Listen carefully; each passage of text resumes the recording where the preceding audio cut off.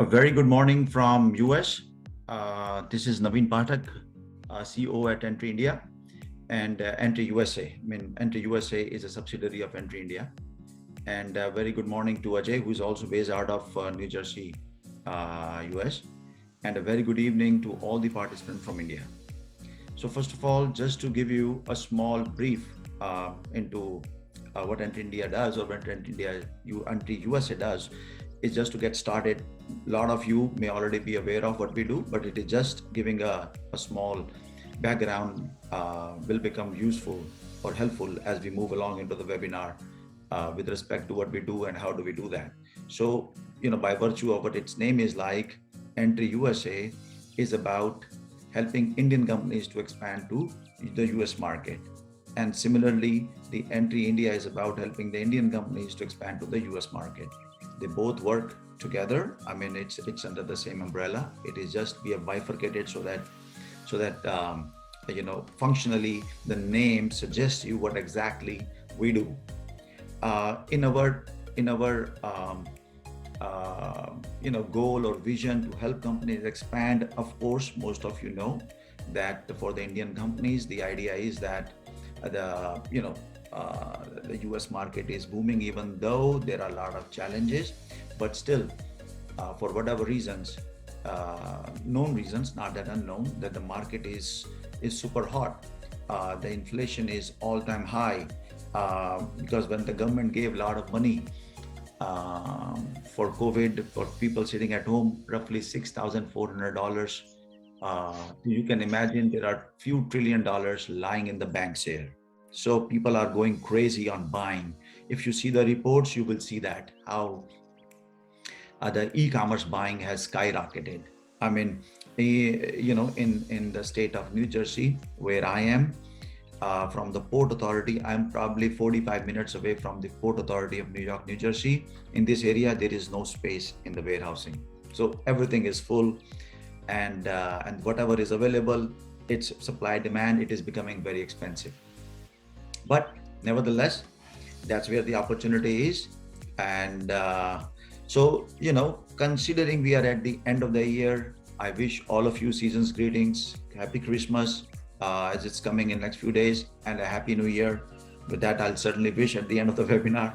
But this webinar, we are focusing entirely on the part for the companies who have established their business presence here, or for the companies who are interested in the business presence here, so that it gives you an insight into the compliance world. Finally, every company, whether you have formed it or you will form, has to go through this process. Whether in India or whatever part of the world, you have to pay your dues for doing business.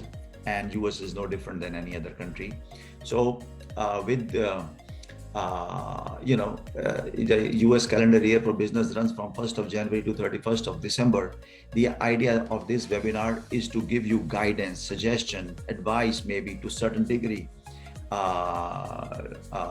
that how you should be prepared, what you should be aware of when you'll be going for filing taxes.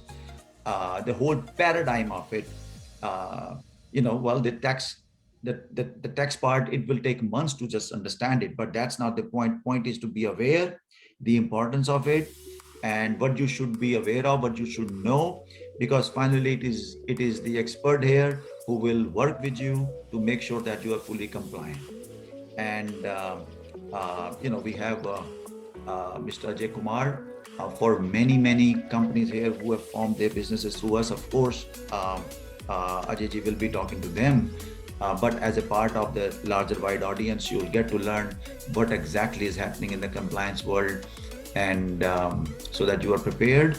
And not for only tax returns. Remember, guys, you have to look at from the perspective of long-term business in the US. So it's very, very important that you are fully compliant. And so I invite Mr. Ajay Kumar, who is the CEO of Sai CPA Services and my partner here at Entry USA.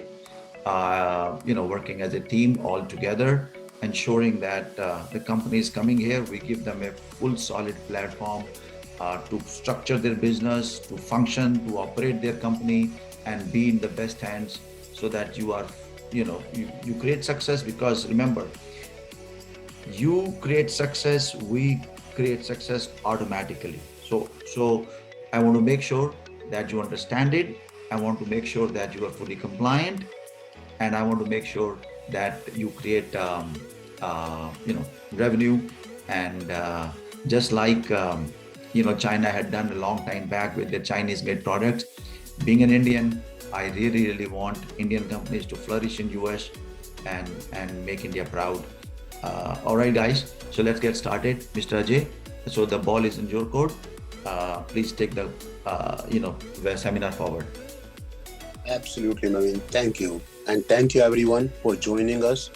We have been doing these webinars, mostly on business startup. As Naveen mentioned, Entry USA's sole goal, their motto is how do we have mostly Indian businesses come to US and start the business here. And that's the idea behind Entry USA.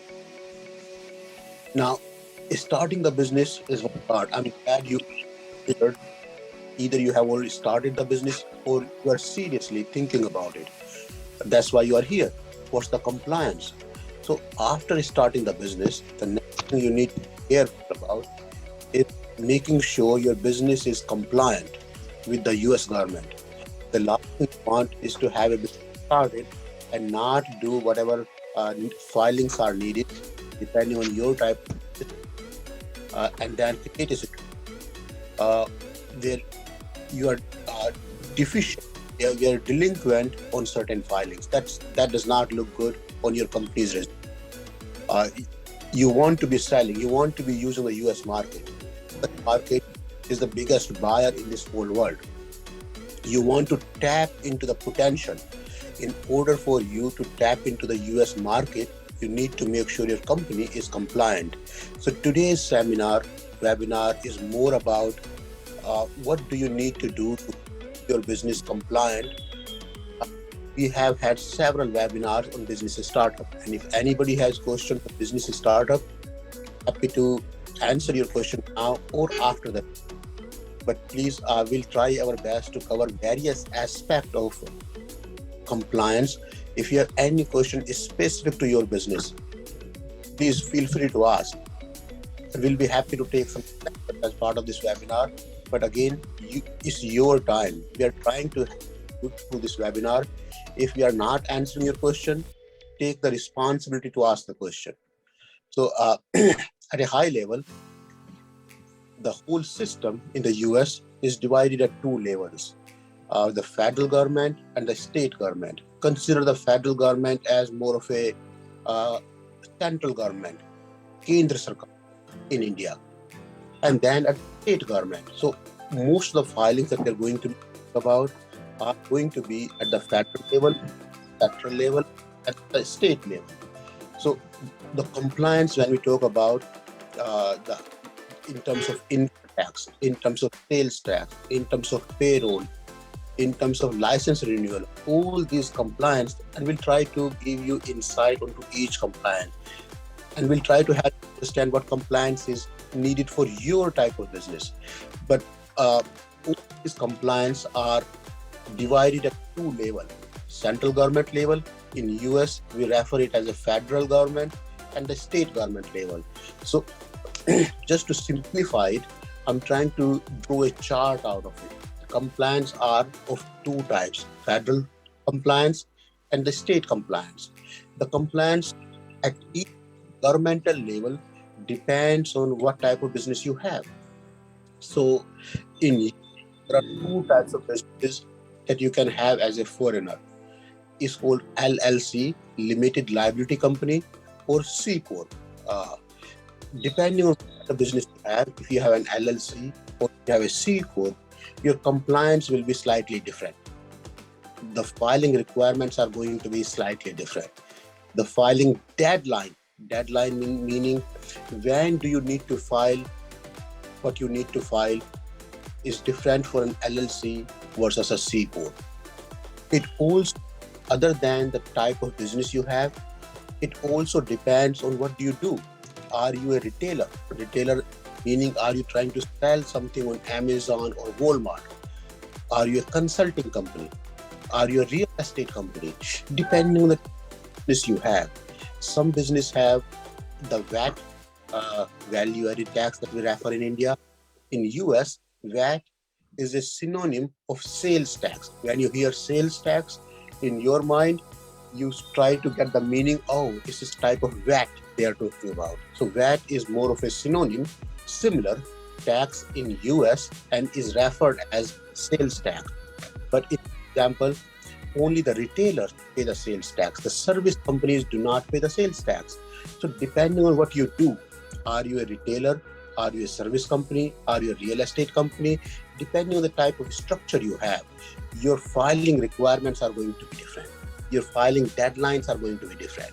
So take a step back, two types of filings, two different governmental level, federal government, state government.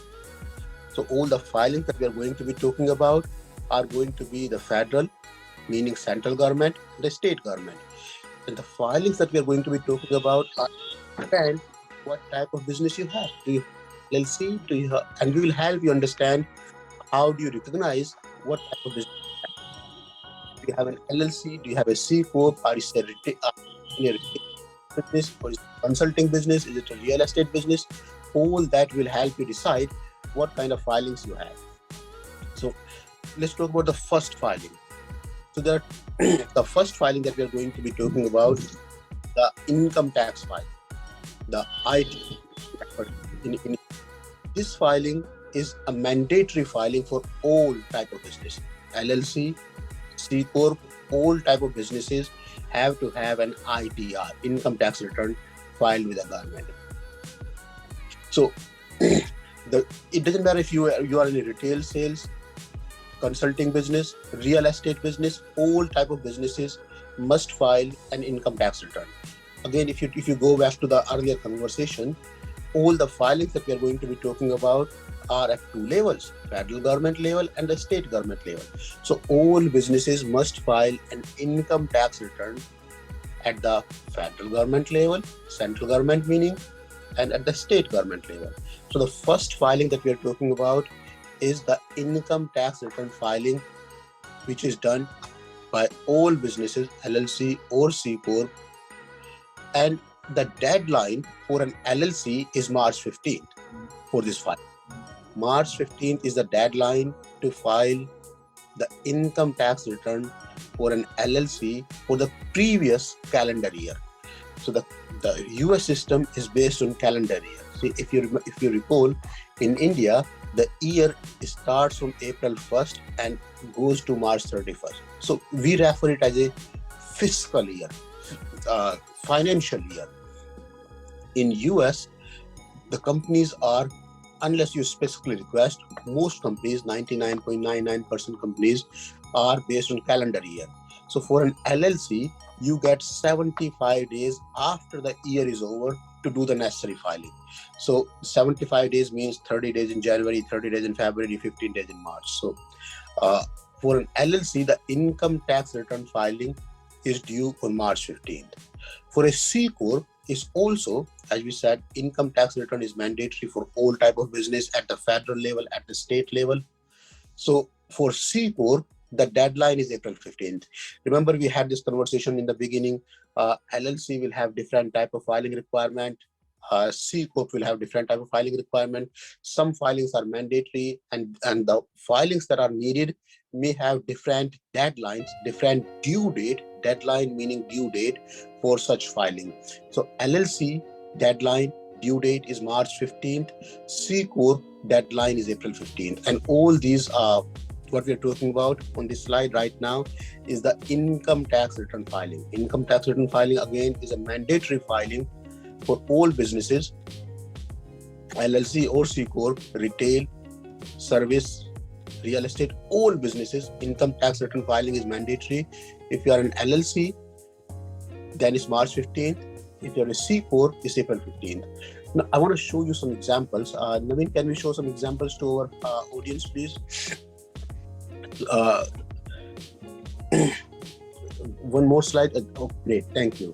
So on this slide, if you can increase the size of the slide, you will see.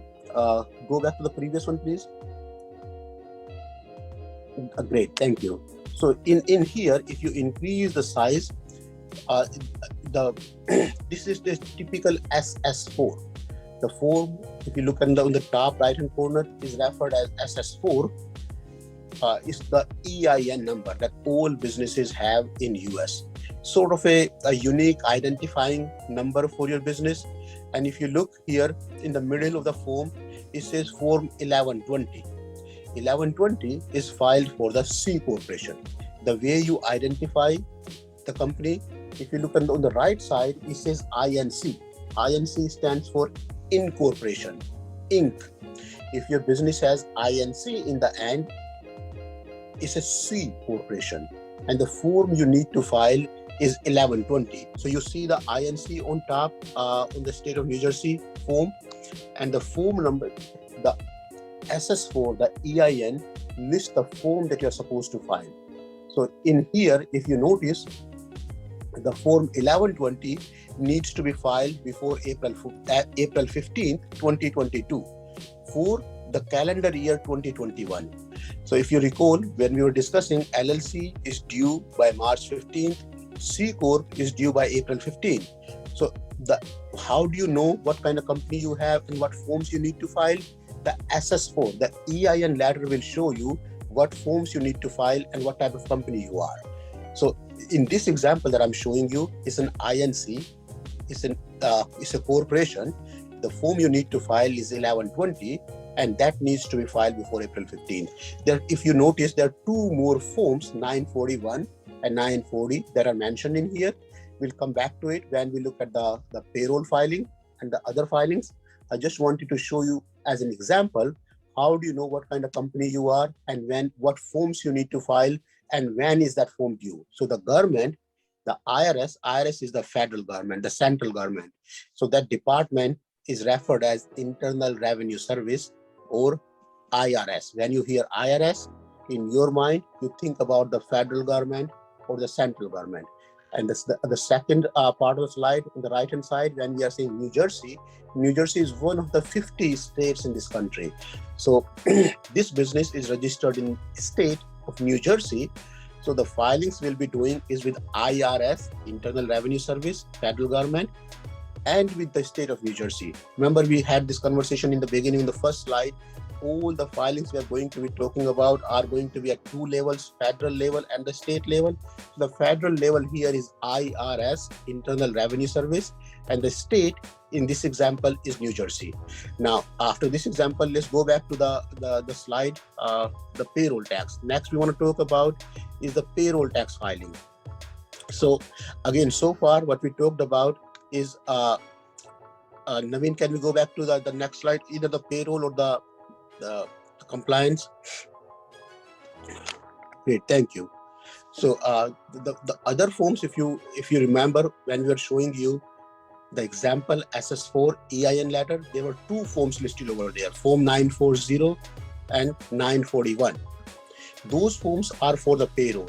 Now, payroll is not a mandatory filing. Payroll is needed when you have employees in US.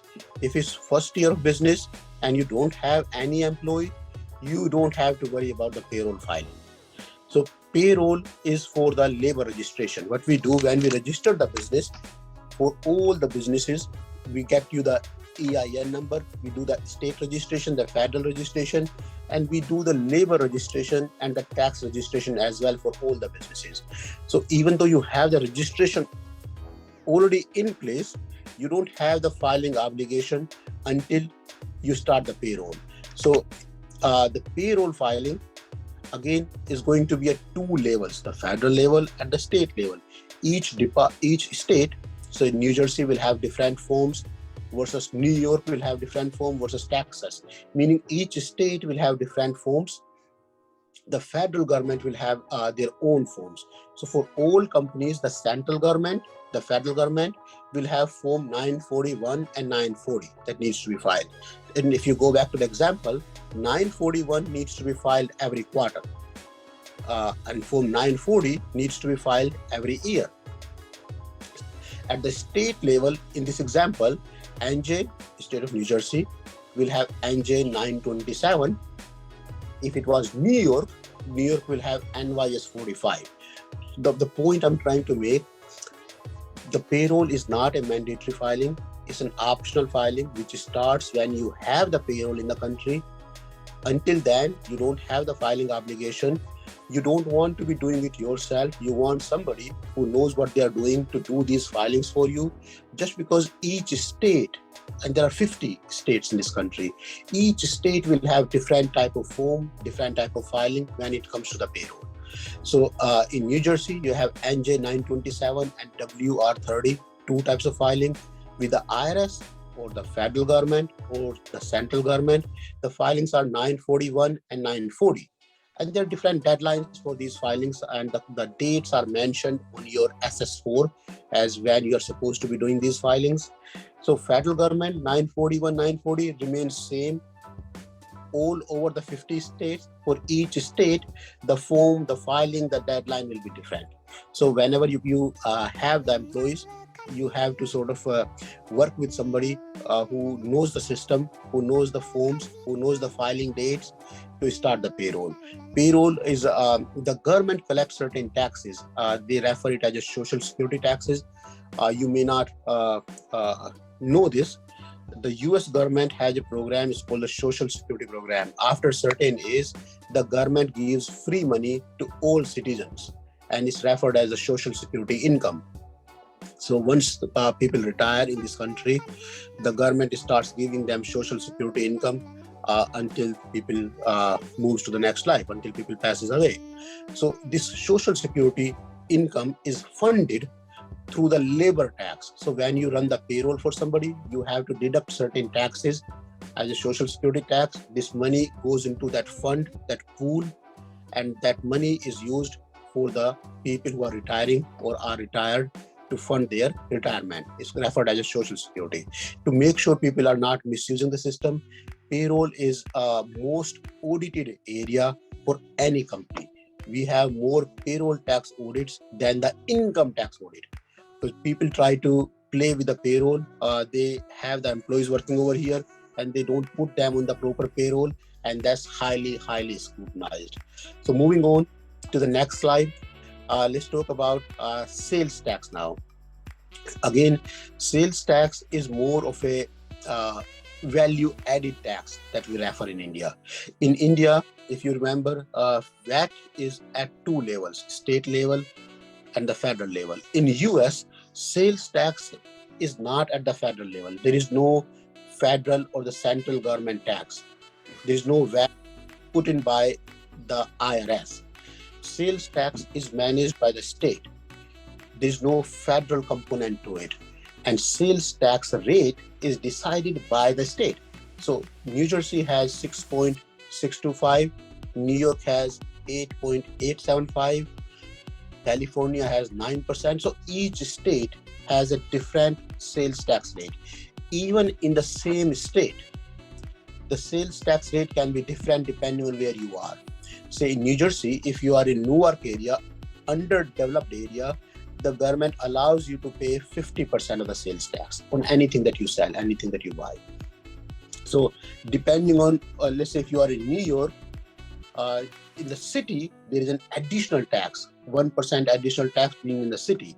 So depending on each state, your sales tax rate can be different. Depending on your location within the state, your sales tax can be different. It gets slightly more complicated. Some states charges the sales tax based on seller's location, and some states charges the sales tax based on buyer's location. Now, for example, I live in Monroe. Is part of New Jersey, and I'm buying something from Newark, where the seller is in an area where the sales tax is 50%. Now, should I be paying a sales tax based on where I'm ordering from or where I live? Or should I be paying the sales tax where the shipment is happening from? So where I'm going is not only sales tax rate differs by the state, it also differs within the state. It also depends, depending on state to state, it also depends on buyer's location versus seller's location. So managing the sales tax can be a bit complicated. The good thing is not every business is affected, meaning it's not a mandatory filing. most service companies, IT consulting companies, or body shopping, staffing companies, they do not file the sales tax. There is no service tax. There is no VAT tax on such businesses. If you are in retail sales, you are selling a product, a tangible product, as opposed to intangible. Intangible means you cannot feel, you cannot touch it, more of a service. Tangible means I'm selling this keyboard, I'm selling this mouse, I'm selling this artificial jewelry, handicraft items. That is more affected by the sales tax. A lot of portals, Amazon, Walmart, will do the sales tax filing for you. So they build in the cost of such filing into your filing. It also depends how much sales tax you are collecting. So if you are collecting less than $500, you can do the sales tax filing every quarter. In some cases, depending on the state of New York allows you to do the sales tax filing every year, once a year. But if you're collecting more than $500 in sales tax, not in sales, just the sales tax portion, then you're supposed to do the sales tax filing every month. So it can be a bit complicated. If you have an option through the portal where you're selling your items, they give you this option to manage the sales tax, and a lot of them, most of them do. That will be an ideal filing. So just to summarize the sales tax portion, sales tax is not a mandatory filing, meaning it does not apply to everyone by default, like the income tax filing, which applies to everybody. Sales tax depends on if you are a service business or if you are a product business. If you are a service business, most likely you have no sales tax obligation. You are in intangible business. If you are a tangible business selling the product, more than likely you have the sales tax exposure. And if you can have the sales tax managed through the portal you are selling from, as opposed to trying to do it yourself, because the sales tax rate varies from the state to state, location within the state, and if it's a buyer sales tax versus the seller's sales tax. So the second thing we wanted to refer over here is the license renewals. All businesses, all meaning all LLC, C Corp, any state, they have to have some sort of license renewed every year. The cost is quite minimal. I mean, most states will charge anywhere from $25 to $250. I mean, there are states that will charge only $25 at the end of the year. The intent behind the filing by the state is to make sure there is no change in ownership, there is no change in responsible party, you are still active, you still have the same address. So it's sort of an attestation, a simple filing, an attestation filing that you do with the state, saying this is my name, this is my address, I'm still alive, I'm still in the business. Sort of that kind of filing is needed by all the states, and depending on state to state, the price is very low, $25 to, let's say, $250 in most cases. So taking a step back here, we have talked about 4 types of filing here so far: income tax filing, payroll, sales tax, and annual report / license renewal. Out of the 4 filings that we talked about, income tax filing and the license renewal is mandatory for all businesses. So 2 filings, income tax return filing and the license renewal or the annual report filing, is mandatory irrespective of what type of business you have. The other 2 filings, the payroll filing and the sales tax filing, are not mandatory filings. These filings are needed only for certain type of businesses. Payroll is needed when you have the labor, when you have employees working for you. Sales tax is needed depending on what you are selling, what you are in the business for. There are several other filings that are not as applicable for this group. Say, for example, if you have a liquor store, you have a liquor tax filing. If you are driving trucks, you have highway tax filing. If you are selling tires, car tires, truck tires, you have a tire tax filing. So a typical states will have 20-25 different type of filings. Based on the audience, based on this group, we wanted to, instead of trying to confuse you with 25 different filings, we wanted to keep the webinar very simple. 4 filings, 2 mandatory, 2 optional. Out of the mandatory filing, the income tax return is filed at the state level and the federal level, both levels. The license renewal is done only at the state level. And we'll try to help you understand a bit of the price ranges as how it works. And then the other two filings that are optional, non-mandatory, are the payroll filing and the sales tax filing. Before we move on, is there any questions we have so far? Yes, Ajay, I have a question now. Let's begin some QA part. For example, I am a seller of my product on different marketplaces. Let's talk about Amazon, for example, and I have hosted my product on the marketplace. Now, someone from Washington State or California or Massachusetts or Florida, they buy the products. Now, who these marketplaces will put their sales tax automatically? Yes. So Amazon, Walmart, all these websites are supposed to include the sales tax automatically. Most of them offers this as a service to you, that we are collecting the sales tax on your behalf. See, Amazon is selling in 50 states. So they have to do the sales tax filing anyway.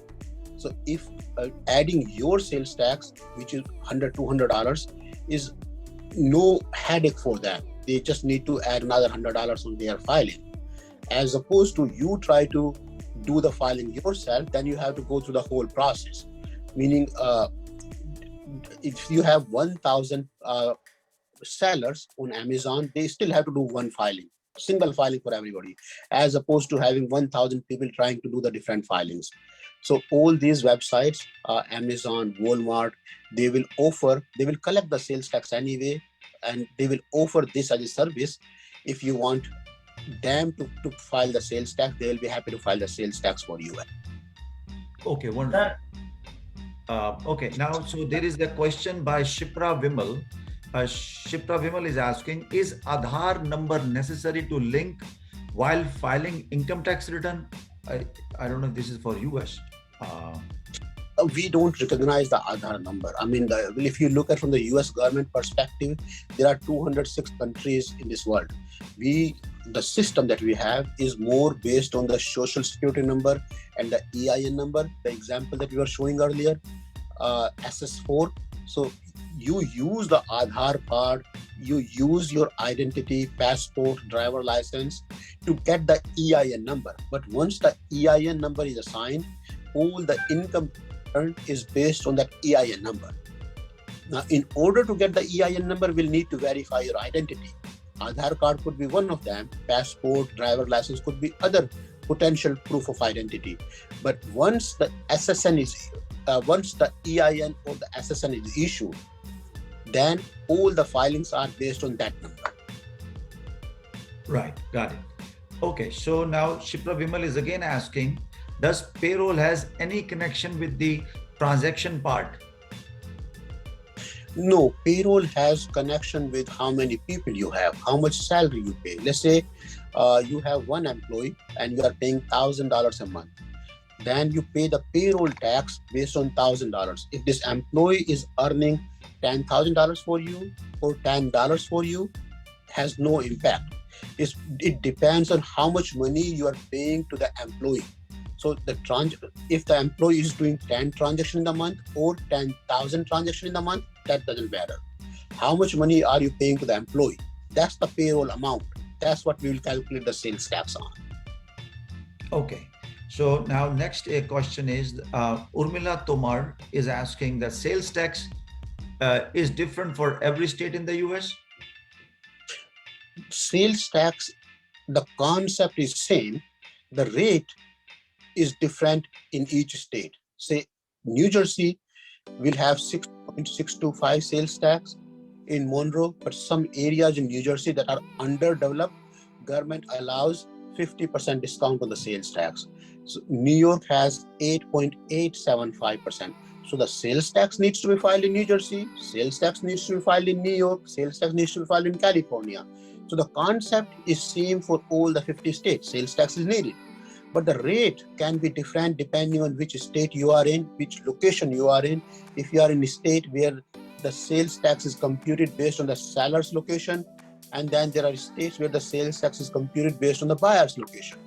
So the rate will be different. The concept is similar for all the states. I have one more question, Mr. Ajay Kumar, related to sales tax. Which state has the highest sales tax in the US, or which state has the lowest sales tax? Can you mention it? It depends. New York City, so New York State does not have the highest sales tax.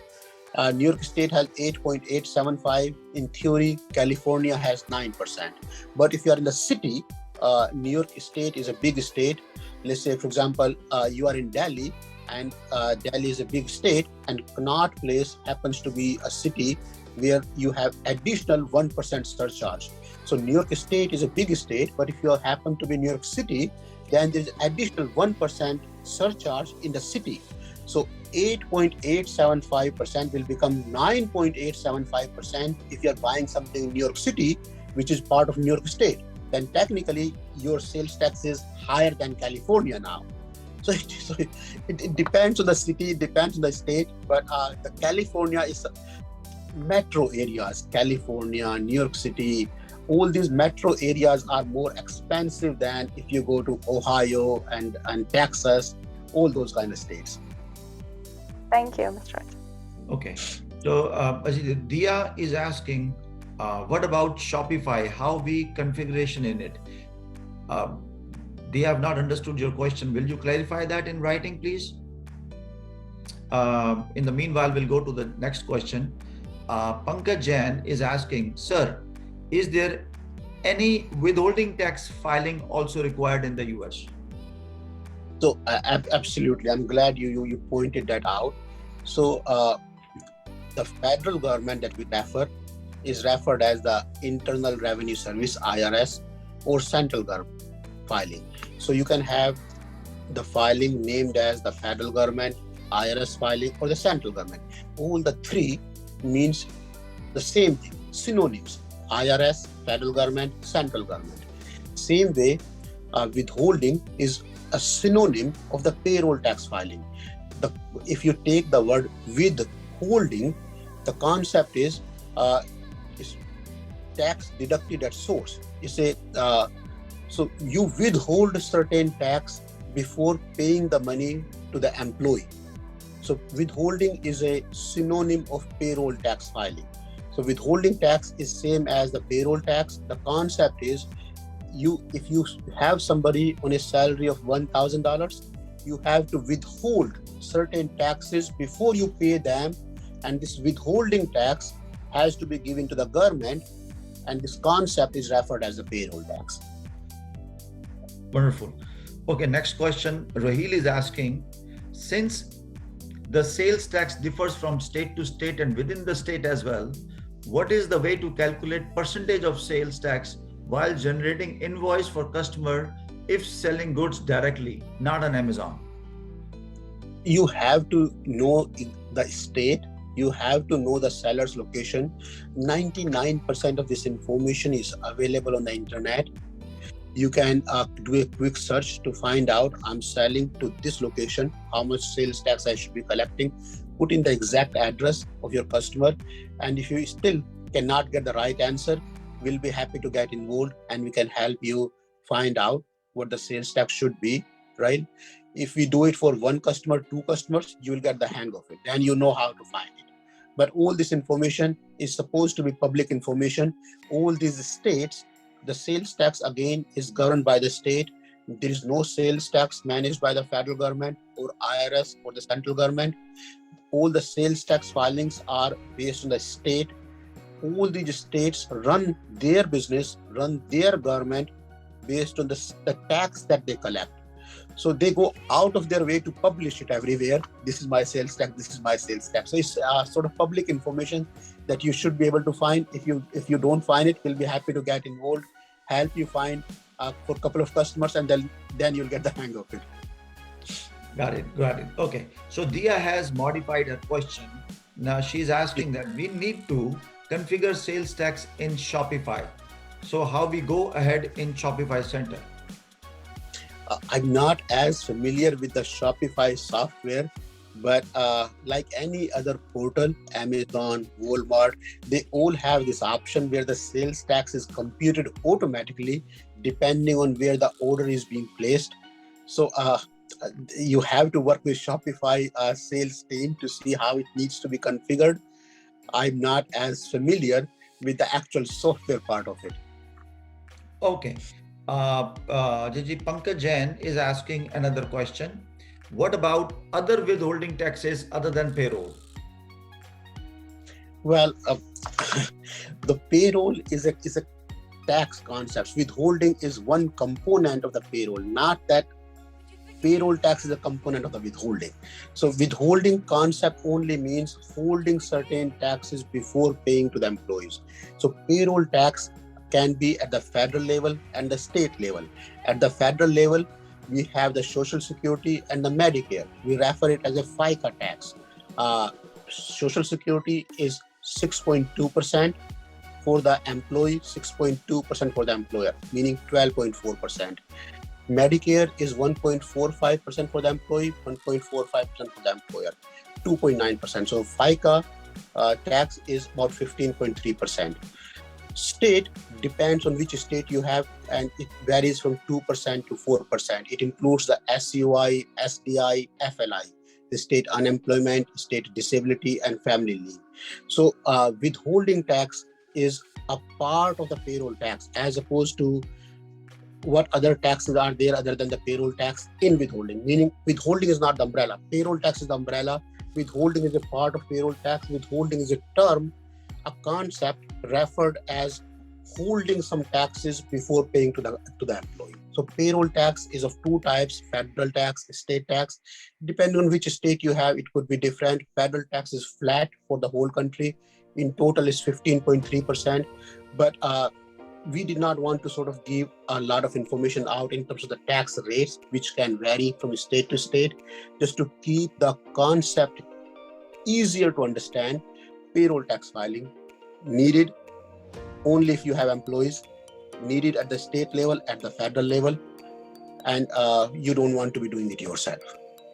Wonderful. Complicated. That is clear, but I just wanted to ask whether any other component of withholding tax is there. I mean, this is withholding tax you are talking about, payroll portion. But like in India, we have withholding tax on commission, grant, interest. No. They are not covered as withholding tax in US. So the concept withholding is holding before paying. Yes, that is, I understood, but we don't have the withholding tax on the rent. Only the withholding tax is part of the payroll tax and is applicable when you pay to the employee.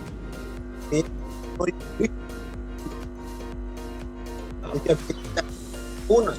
Pankaj, Ajay, hold on. Ajay, your voice becomes inaudible. Pankaj, for some reason, when you unmute yourself, the voice becomes Ajay's voice becomes inaudible. If you write that question, probably that will become better. We will wait. We will answer your question.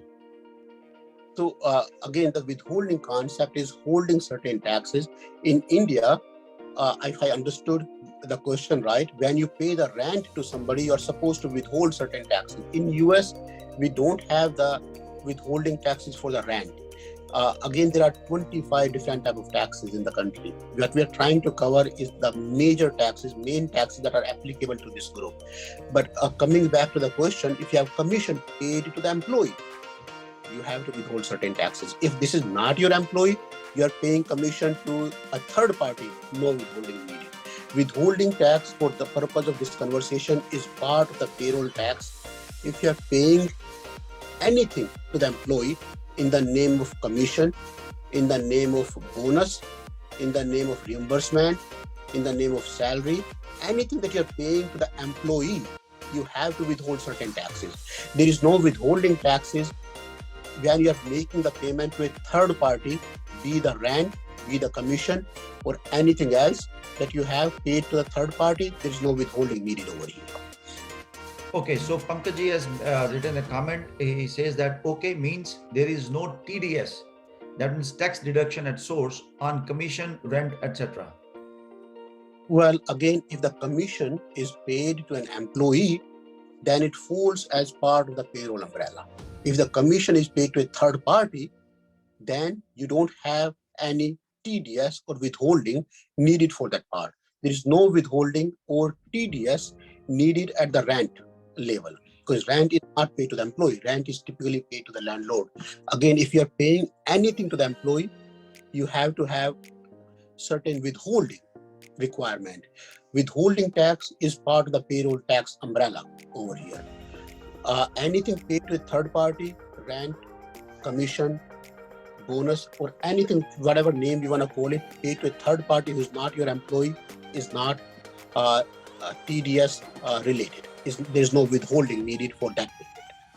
Got it. Pankaj has said thank you to you, and so has Rahila said thank you to you. I have another question. Before I read another question, I request everyone who have not shared their contact details, please share your email ID and phone number. It will help us. We are going to be collating all the answers, putting together, and so that everyone benefits from it. And of course, finally, will fully support you.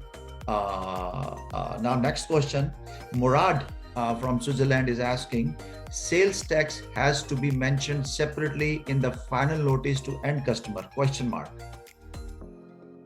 Well, depending on what you are selling. Again, the sales tax filing is not a mandatory filing for everybody. If you are in the business of selling tangibles, artificial jewelry or handicraft items, then typically the sales tax filing is needed. It should be shown as a separate line item because it's not your money. You're collecting the sales tax from the customer only to pay it back to the state. So you show this is $10 that I'm selling you for. In the second separate line item, this is 67 cents I want to collect from you for the sales tax, and you compute all these sales tax that you collected, and at the end of the month or at the end of quarter, you pay this sales tax to the state.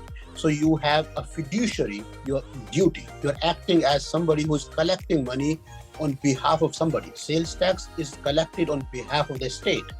And sales tax needs to be shown separately as a line item. You collect all these sales tax and make this sales tax payment to the state at the end of the period, which could be monthly, quarterly, or yearly, depending on your state, depending on the amount you are collecting.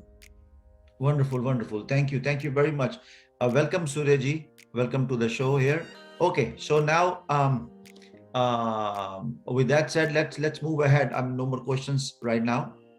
Absolutely. So I wanted to show roughly the pricing, so our people, our audience, have a general sense, at least what they are getting into, and how much each type of service typically cost. It doesn't have to be exact. You can wherever you go, these are the general price. So let's say, for example, an ITR, income tax return filing, could vary from $900 to $1,200 for a C corporation. If somebody is trying to do a C corp filing for you for $300, you need to be aware of it. This is the rate. This is the general market rate. If somebody starts charging you too low or too high, you need to be careful about it. You want to make sure they're not missing anything. They understand what needs to be filed. The rate that we mentioned over here for the C corp, $900 to $1,200, includes both state filing and the IRS filing. Please understand, it does not include any state fees. Depending on which state you are in, there may be some state fee. For example, Texas charges $25. New Jersey charges $500. New York charges $800. So the state fees is not included in this price. And the state fees is paid to the state irrespective of if you have transaction or not, or no transaction. So most states will have a minimum, and then depending on how much revenue, not the profit, revenue that you had, the gross receipt you have, they will have a different fees. Say New Jersey fees varies from $500 to $2,000, depending on how much revenue you have. So if you opened a company, C corporation, and has not had any transaction, you did not even open the bank account, you are still required. If you remember in the earlier conversation, we said ITR is a mandatory filing for everyone. So what happens, the state of Texas will still charge you $25. The state of New York will still charge you $800, only because that's the minimum fees they have. So the fees that we are trying to list over here are mostly the service fee. For a C corporation, typically, most people will charge $900 to $1,200. The second mandatory filing that we mentioned was the license renewals. It's called, depending on state to state. In some states, it's called annual report filing. Some states will call license renewal. Some states will call excise filing. EXCISE, excise, depending, Delaware call it excise filing. I'm not sure why. So each state will have different type of filing names around it. And most depending on which state you are in. Some states is as easy to just call the state, hey, I'm still here. Everything is same. No need to worry about it. It could be as low as $25 to $250. So California has a 10-page form. Why are you still here? Why did you not do it? How long is it going to take you? What's your future plan? How much revenue you expect in 1 year, 2 year, 3 years? So depending on the state to state, you have the same filing has different information requirement, different number of pages. So typically the filing fees is $25 to $250. Each state fee is excluded. Most states will charge $50. Some states charge $75. But for the LLC, typically the state there is no filing fee for the state for such filing. The fees that we are mentioning here is our fees, not just the state fees. Say, for example, for the C Corp, we are saying $900 to $1,200. It does not include $800 that probably needs to be paid to the state of New York. So for the sales tax, it can be tricky, especially if you are selling through Amazon. You may have exposure to file sales tax in multiple states, depending on if you say seller's state or destination, meaning where the shipment is happening. So for the sales tax, the filing is $150 typically per filing. It could be one filing for you 1 year. It could be one filing for you 1 quarter. It could be one filing for you every month. Even in 1 month, you may, if you are doing very well on these portals, you may have multiple filings in 1 month, depending on how many states you are selling. So for the sales tax, my recommendation is you work with the portal that you are selling until you get big enough where you can afford to do your own sales tax filing. For payroll, typically the service fees is $150 per month. It depends on how many states you have the employees in. It also depends on how many employees you have. So it depends on several factors. But for most startups, the way you want to understand it, that the payroll service fees is $150. The sales tax fee is $150. Annual report could be $25 to $250, depending on which state you're getting into. For C Corp, income tax filing is $900 to $1,200. So these are the sort of general idea. So you are not scammed, or somebody is not trying to take advantage of you based on what we're talking about. Okay, Ajayji, Mr. Surya Jain has asked a question. He says that if I have simply registered a LLC in Florida, but not carried out any activity, what kind of expenses for return? Well, it's a very, very common question. The question is typically, what kind of expenses can I claim as deduction on a company? And the way we try to answer this question, any expense that you wouldn't have had if you did not have the business. Meaning, if you did not have this business, you wouldn't have this expense. Take an example, paying to somebody to start the business. You had to pay somebody to start the business. That's a business expense. If you did not have the business, you wouldn't have that expense. If you had the business card, if you had the website, if you have some virtual office location. So all these expenses that you have only because you have the business are fair expenses. Even it gets tricky. Lot of people get confused. I did not pay these expenses through the business account. Can I still claim these expenses? So irrespective of how you pay, it doesn't. Even though you were not able to have the business bank account opened earlier, a lot of times you have to pay the business startup fees before you start the business. So in that case, you don't have the business bank account by the time you start the business. So in that case, you paid from your personal account. So irrespective of how you paid the amount, you have the right to claim all those as an expense. Wonderful. Okay, so now moving next, there are some questions that we have put together, just in case, because from the standpoint of filing these returns, how important it is to file my annual tax returns. So should I be filing if I'm not making revenue, just like Suraj has asked? So you can pick and choose whatever you think is necessary for the audience here. Absolutely. I'll be happy to touch base on everything. So how important it is to file annual tax return. So annual tax return, I assume we are talking about the income tax return, ITR over here. All businesses must file an ITR, income tax return, annual income tax return.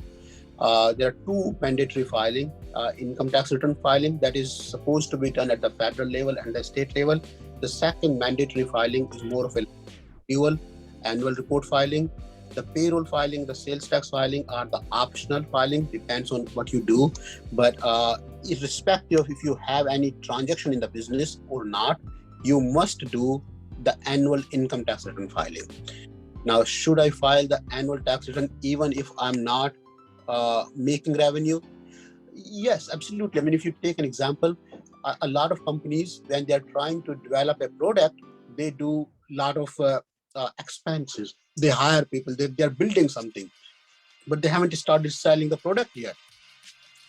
In that case, they are still required to do the filing only to show that they have expenses over there. So when they start making money, they don't have to pay the taxes on the money they are making because they have a proof of investing so much money in the business.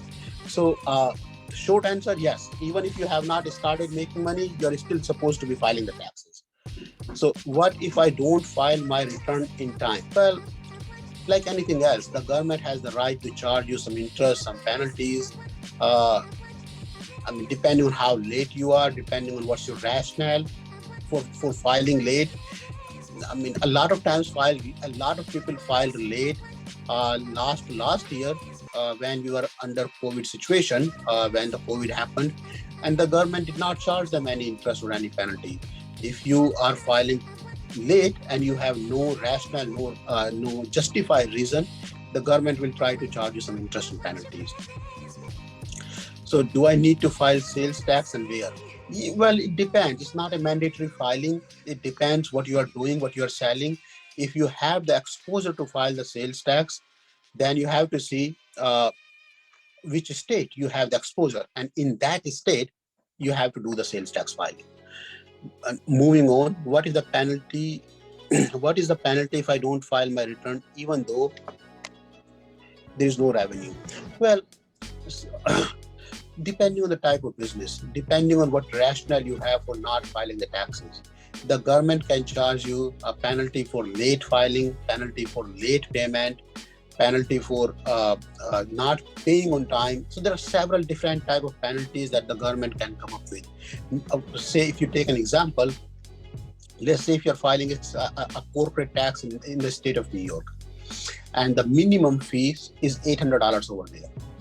So you file the taxes in New York, but you did not pay the fee, $800. There's a different type of penalty for not making the payment.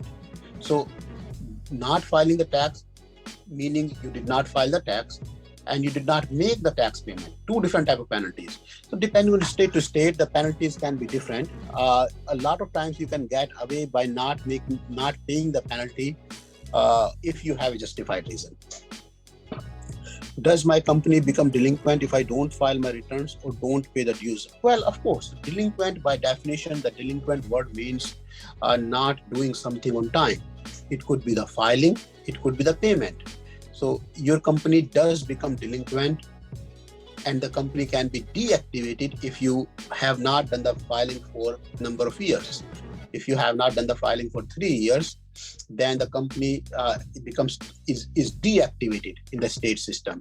Then doing business under that company which is deactivated is illegal. I mean, the state can come behind you.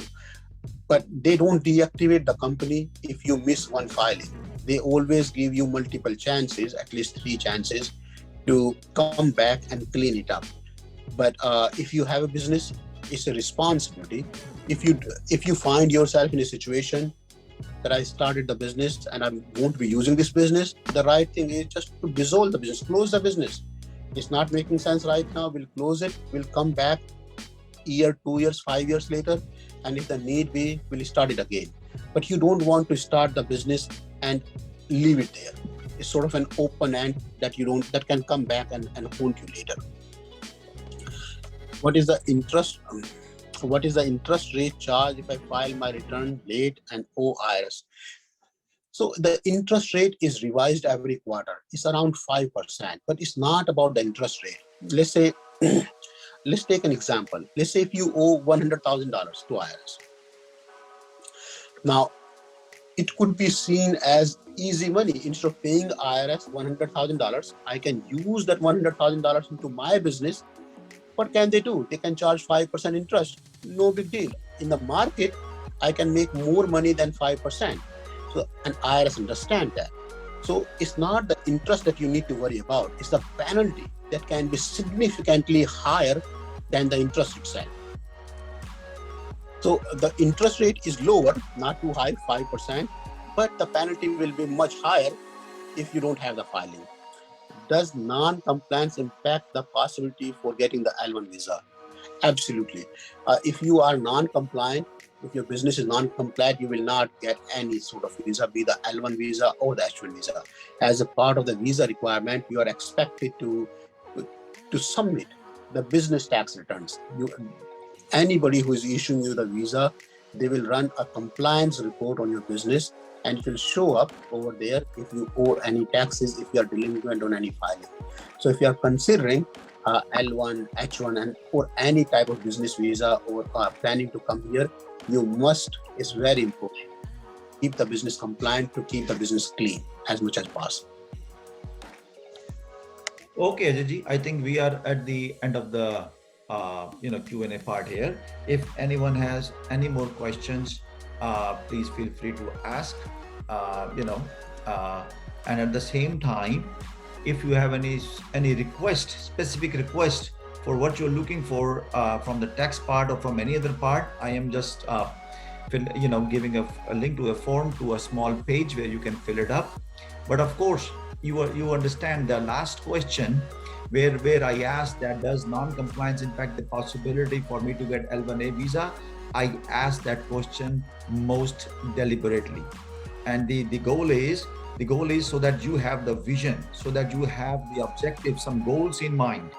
When you are looking at US, do not look up only a company formation. Look up the whole paradigm of possibilities that US opens for you, and that comes when you are here to expand your business further.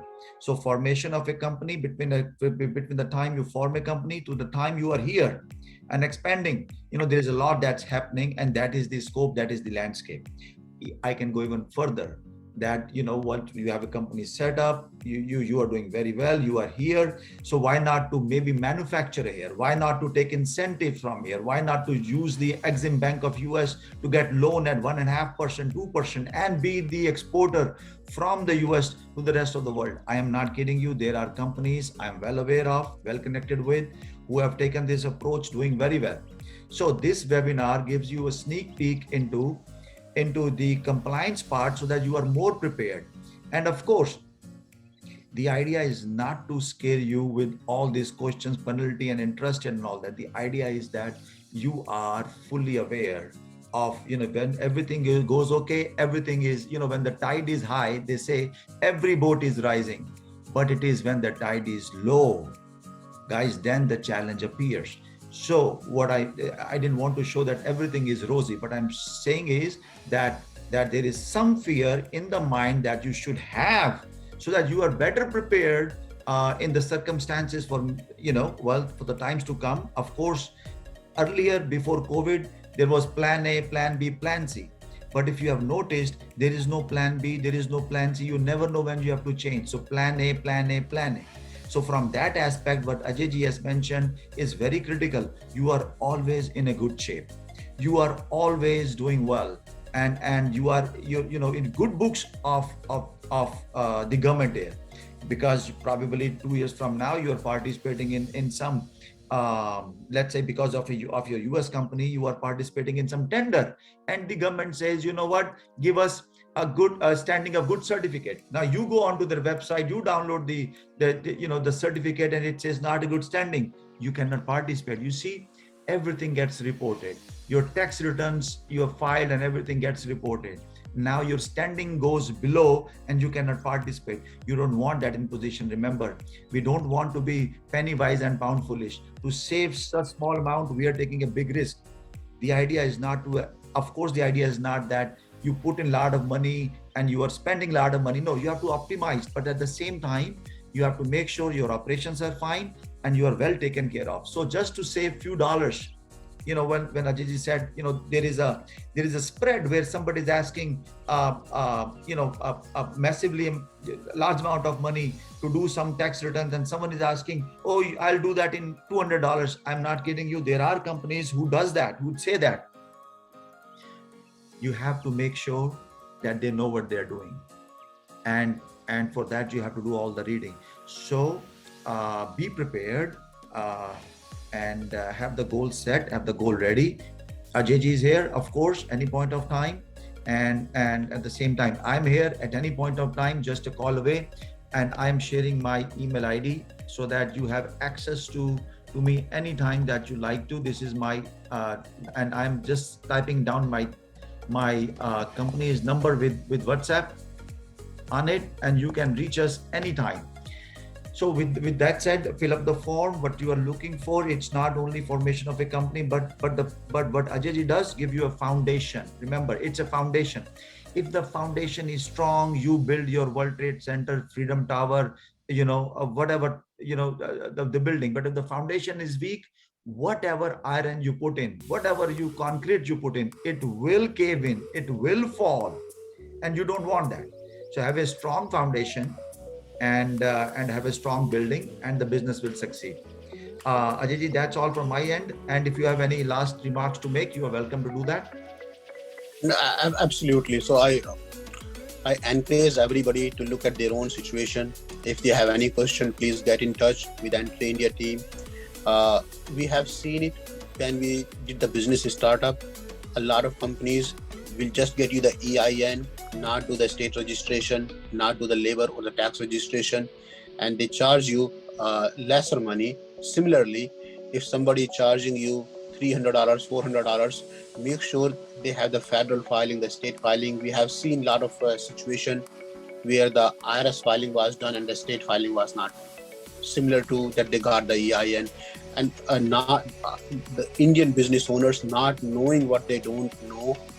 They don't even know that certain filings were missed. They only find out after a year, 2 years, 3 years that only this filing was done and the other was mandatory that was never done. So just that perspective, we just want you to know the range. If somebody, so you know how much a particular thing for. If you have anything that you want to buy, if somebody is charging you too much or too less, you want to be beware of that. Wonderful. Okay. So that's the end of it. Hello. Okay, everyone. So I have a, Merry Christmas to all of you. Happy holidays and a Happy New Year. And we are here to serve you. And, reach out to me or reach out to Ajay anytime. I've given my contact details, fill up the form, and we'll work with you. All right. So thank you very much.